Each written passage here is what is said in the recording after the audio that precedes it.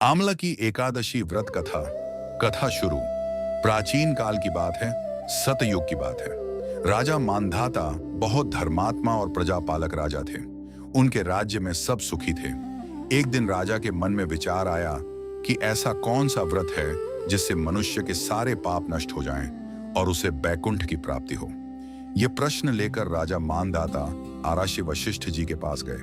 हाथ जोड़कर बोले, हे महर्षि, कृपा करके मुझे ऐसा व्रत बताइए जिसके करने से मनुष्य जाने अनजाने में किए गए सभी पापों से मुक्त हो जाए और भगवान विष्णु के परम धाम बैकुंठ को प्राप्त करे। वशिष्ठ ऋषि ने सुनाई आमल की एकादशी की महिमा। वशिष्ठ जी बोले, हे राजन, फाल्गुन मास के शुक्ल पक्ष की एकादशी को आमल की एकादशी कहते हैं। इसका व्रत सभी व्रतों में श्रेष्ठ है। इस दिन भगवान विष्णु आंवले के वृक्ष के नीचे प्रकट हुए थे। साथ में भगवान परशुराम जी भी वहीं विराजे थे। इसलिए इस एकादशी को आंवले के पेड़ की पूजा का विशेष महत्व है। हे राजन, अब मैं तुम्हें इसकी प्राचीन कथा सुनाता हूँ, ध्यान से सुनो। शिकारी की कथा। अनजाने में हुआ व्रत। प्राचीन काल में एक भील था। वह बहुत क्रूर था। जंगल में जानवरों का शिकार करके अपना और परिवार का पेट पालता था। वह न धर्म जानता था, न पूजा पाठ।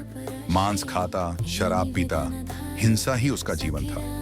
एक बार फाल्गुन शुक्ल एकादशी के दिन वह शिकार की खोज में जंगल में बहुत दूर निकल गया।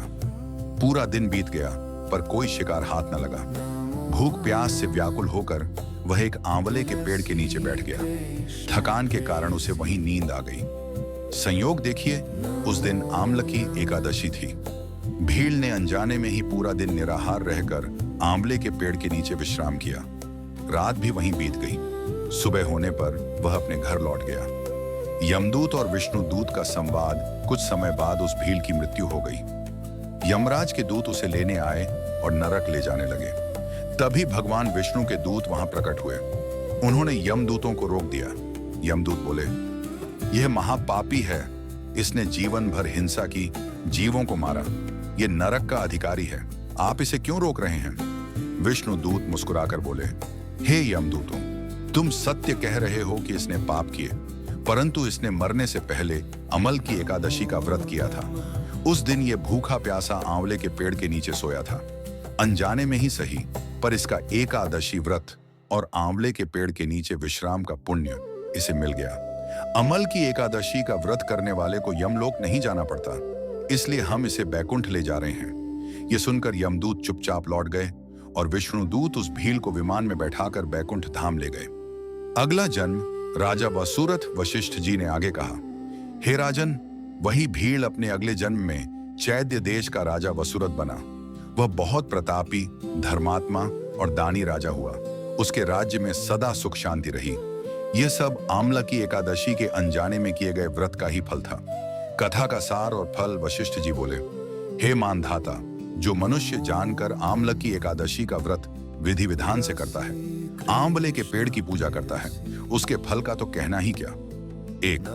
1000 गौदान का फल मिलता है। 2 100 यज्ञ करने जितना पुण्य प्राप्त होता है। 3 जाने अनजाने के सारे पाप नष्ट हो जाते हैं। 4 अंत में बैकुंठ धाम की प्राप्ति होती है। 5 रोग शोक दरिद्रता दूर हो जाती है। इसलिए हे राजन, तुम भी अपनी प्रजा सहित इस एकादशी का व्रत करो।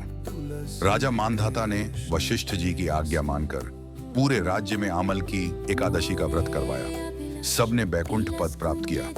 तो भक्तों, ये थी आमल की एकादशी की पावन कथा। 27 फरवरी 2026 को ये एकादशी पड़ रही है। इस दिन आंवले के 9 फल लेकर भगवान विष्णु को अर्पित करें। पीपल की तरह आंवले के पेड़ की भी परिक्रमा करें। जो भक्त सच्चे मन से ये व्रत करता है, भगवान विष्णु उसके सारे कष्ट हर लेते हैं। कमेंट में ओम नमो भगवते वासुदेवाय जरूर लिखें। कथा सुनने का पुण्य आप सभी को मिले। वीडियो को लाइक शेयर जरूर करें ताकि और लोग भी इस व्रत का लाभ ले सकें।